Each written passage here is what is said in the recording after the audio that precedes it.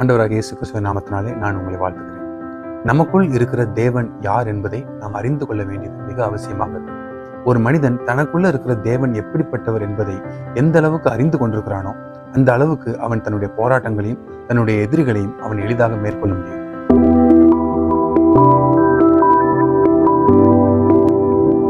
இரண்டு பேதுரு 3ஆம் அதிகாரத்திலே பேதுரு எழுதும் பொழுது தேவனை அறிகிற அறிவிலே வளருங்கள் என்று எழுதுகிறார். 1 யோவான் 4ஆம் அதிகாரத்தின் 4வது வசனத்திலே உங்களில் இருக்கிறவர் பெரியவர் என்று யோவான் எழுதுகிறதை நாம் பார்க்கிறோம். பழைய ஏற்பாட்டு நாட்களிலே பெலிஸ்தேருடைய படைகளுக்கு முன்பதாக நின்ற 2 மனிதர்களை குறித்து நம் வேதத்திலே பார்க்கிறோம். ஒன்று தாவீது, இன்னொன்று சிம்சோன்.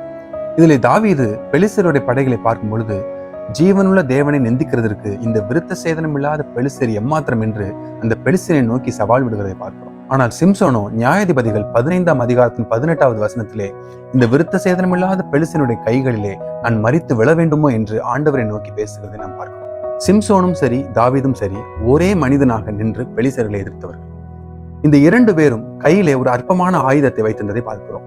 சிம்சோன் ஒரு கழுதையின் தாடையை வைத்து பெலிஸ்தர்களை மேற்கொள்கிறான். தாவீது ஒரு கூழாங்கல்லையும் ஒரு கவனையும் வைத்து பெலிஸ்தரை மேற்கொள்கிறான். தாவீதிற்குள்ளாகவும் சிம்சோனுக்குள்ளாகவும் பரிசுத்த ஆவியானவர் பலமாக இறங்கினார் என்பதையும் நாம் வேதத்திலே பார்க்கிறோம்.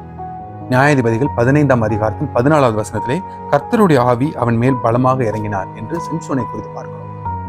1 சாமுவேல் 16ஆம் அதிகாரத்தின் 13வது வசனத்திலே கர்த்தருடைய ஆவியானவர் தாவீதின் மேல் வந்து இறங்கி இருந்தார் என்று நாம் பார்க்கிறோம். இப்படி இருக்கும் பொழுது அவர்களுடைய வார்த்தையில் மாத்திரம் ஏன் இந்த வித்தியாசம், அவருடைய விசுவாசத்தில் ஏன் இந்த வித்தியாசம் என்று பார்க்கும் பொழுது சிம்சோனுக்குள்ளாக கர்த்தருடைய ஆவியானவர் இருந்தார் என்பதை சிம்சோன் அறிந்து கொள்ளவில்லை. ஆனால் தாவீதோ தனக்குள்ளாக இருக்கிற கர்த்தருடைய ஆவியானவரை அவன் அறிந்து கொண்டான். சிம்சோன் கழுதையின் தாடையினால் தான் நான் இந்த பெலிஸ்தர்களை மேற்கொண்டேன் என்று சொல்லுகிறான். தாவீதோ நான் ஜீவனுள்ள தேவனாகிய கர்த்தரின் பலத்தினாலே இந்த பெலிஸ்தனை மேற்கொண்டேன் என்று சொல்லுகிறான். நியாயாதிபதிகள் 16ஆம் அதிகாரத்தின் 16வது வசனத்திலே கழுதையின் தாடையினாலே 1000 பேரை கொன்றேன் என்று சிம்சோன் சொல்கிறதை பார்க்கிறோம். ஆனால் தாவீதோ 1 சாமுவேல் 17ஆம் அதிகாரத்தின் 17வது வசனத்திலே கர்த்தர் பட்டயத்தினாலும் ஈட்டினாலும் ரட்சிக்கிறவர் அல்ல, அவர் உங்களை எங்கள் கையிலே ஒப்புக் கொடுப்பார் என்று எல்லாருக்கும் முன்பதாகவும் தேவனை மகிமைப்படுத்துவதை பார்க்கிறோம்.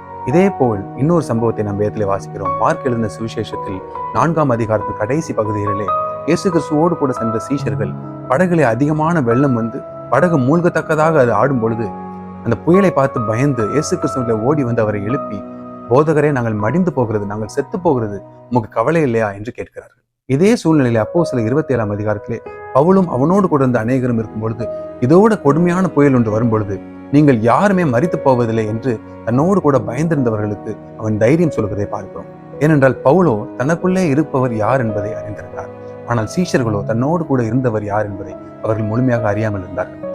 அதே மார்க் எழுதின சுவிசேஷத்தின் 4ஆம் அதிகாரத்தின் கடைசி வசனத்திலே இயேசு கிறிஸ்து எழுந்த அந்த புயலை அதட்டின பொழுது அதே சீஷர்கள் என்ன பேசிக் கொள்கிறார் என்றால் இவர் யார் என்று அவர்களோடு கூட பேசிக் கொள்வதை பார்க்கிறோம். ஆனால் பவுலை குறித்து நம்ம பார்க்கும் பொழுது நான் விசுவாசித்திருக்கிறவர் இன்னார் என்று அறிந்திருக்கிறேன் என்று பவுல் கர்த்தரை குறித்து தைரியமாக பேசுகிறதை பார்க்கிறோம். இந்த வார்த்தைகளை கேட்டுக்கொண்டிருக்கிற நம்மோடு கூட கர்த்தர் கேட்கிற ஒரு காரியம், நமக்குள் இருப்பவர் உங்களுக்குள் இருப்பவர் யார் என்பதை நீங்கள் எந்த அளவுக்கு அறிந்து கொண்டிருக்கிறீர்கள்? இந்த உலகத்தில் இருப்பவனை பார்க்கலாம் என்னோடு கூட இருப்பவர் பெரியவர் என்கிற நிச்சயம் நமக்குள்ளே வரும்பொழுது எப்படிப்பட்ட போராட்டங்கள் நம் விசுவாசம் உள்ளவர்களாக தைரியமானவர்களாக விசுவாசத்தின் வார்த்தைகளை பேசுவர்களாக இருப்போம். கர்த்தர் உங்களை ஆசீர்வதிப்பாராக.